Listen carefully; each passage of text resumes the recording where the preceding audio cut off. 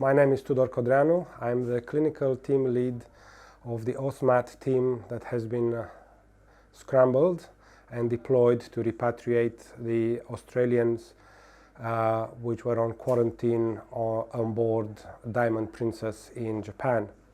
OSMAT stands for Australian Medical Assistance Team, and we are trained to do exactly this.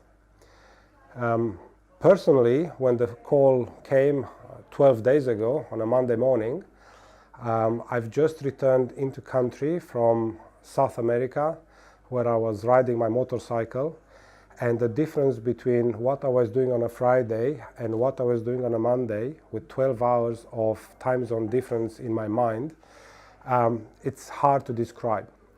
Certainly, a small team has arrived in Japan, and with the aid of the Australian government and the Australian embassy in Tokyo, we have repatriated more than 160 people who are now in Howard Springs in quarantine in Darwin. We are halfway through the quarantine, and certainly it's a good time now to look back and look at the challenges that we've been facing with, overcome them, and what is still left to look for in the next. Like a medication list or home address or a mobile phone number, which normally can get 30 seconds to find, in a quarantine setting is much more difficult. We required a few days to gather all that information and have it double checked, so that we can issue the medications to our residents here. Another issue, supply of items, just to make their life ever so much more comfortable whilst they are here. There are items who, of course, can be found in Darwin, others that they have to come from interstate, and managing the list of requirements with the availability and also with the expectation in the context of the high emotional and psychological demand that was put on our residents was another challenge that had to be met. That goes very much in sync with food delivery, food requirements, dietary requirements, timely delivery of the food in the weather conditions which are in Darwin, very hot and very humid. We are in the wet season.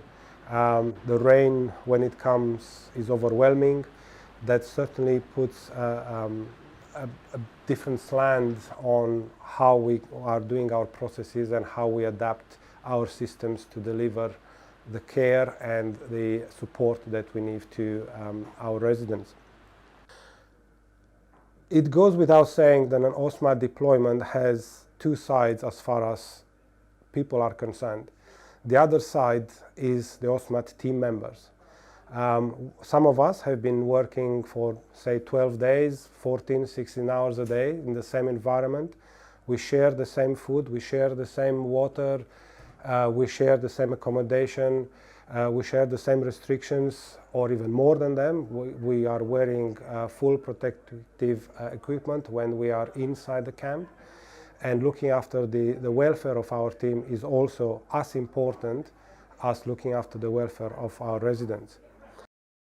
The big challenges that we had in the first few days, some of them are similar to all deployments, but some are very new. A quarantine to this extent for such a number of citizens has not been done in a long time.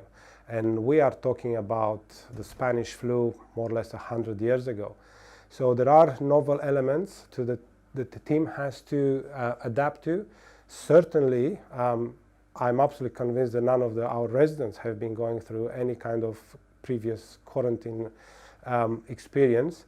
So whilst things are going and they are settling, the challenges that we had at the beginning, some of them were novel, and we had to overcome them, and I'm pretty sure we are very close to everybody being very happy.